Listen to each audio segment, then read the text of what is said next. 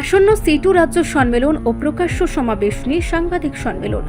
আগামী 10 ও 11 নভেম্বর বামপন্থী শ্রমিক সংগঠন সিটুর রাজ্য সম্মেলন উপলক্ষে বুধবার সংগঠনের রাজ্য নেতৃত্ব সাংবাদিক সম্মেলনে মিলিত হন।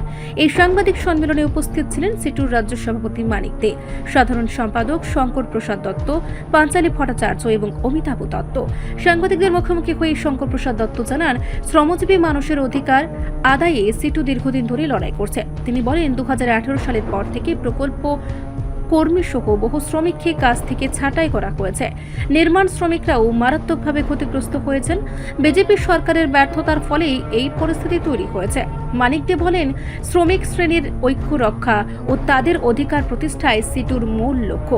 প্রতিষ্ঠার পর থেকে 55 বছরের সিটু শ্রমিক সমাজের কাছে বিশ্বস্ত সংগঠন হিসেবে নিজেকে প্রতিষ্ঠা করেছে, কিন্তু আরএসএস সহ সাম্প্রদায়িক শক্তি এই ঐক্য ভাঙতে সক্রিয়।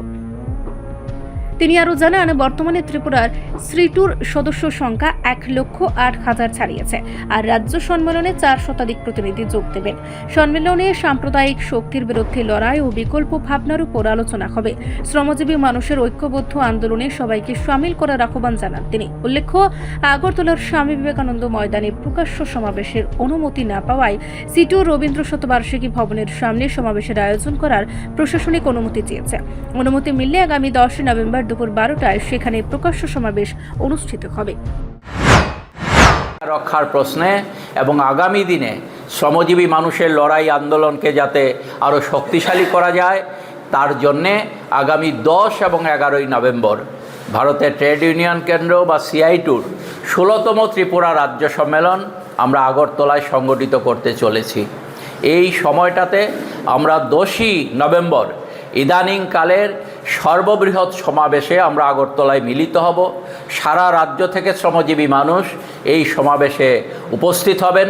আমরা আশা করছি হাজার হাজার মানুষ সেদিন আগরতলা রাজপথ সেখানে ভরিয়ে তুলবেন, এবং আমরা বিশ্বাস করি যে ত্রিপুরা রাজ্যে আজকে যেভাবে বিজেপির তাদের যে অপকীর্তি, তাদের যে অপদার্থতা, তাদের যে দুঃশাসনের রাজত্ব তারা কায়েম করেছে, এর প্রতিবাদে শ্রমজীবী মানুষ ক্রমশ তাদের হাত থেকে আজকে সত্যিকারের শ্রমজীবী মানুষের মুক্তির রাস্তায় চলে আসছেন।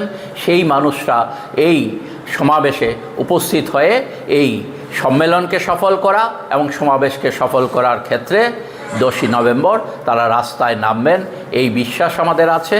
এবং আপনাদের মাধ্যমে এই বার্তাটা সকলের কাছে আমরা আবেদন জানাতে চাই যে আসুন আগামী 10 নভেম্বর প্রকাশ্য সমাবেশে অংশগ্রহণ করুন, শ্রমজীবী মানুষের সমাবেশে, এবং 10-11 দুদিনের যে সম্মেলন, এই সম্মেলনকে সফল করার ক্ষেত্রে আপনাদের সকলের দিক থেকে আমরা সহযোগিতা প্রার্থনা করছি। সকলকে ধন্যবাদ। রিপোর্ট সংবাদ প্রতীক্ষা।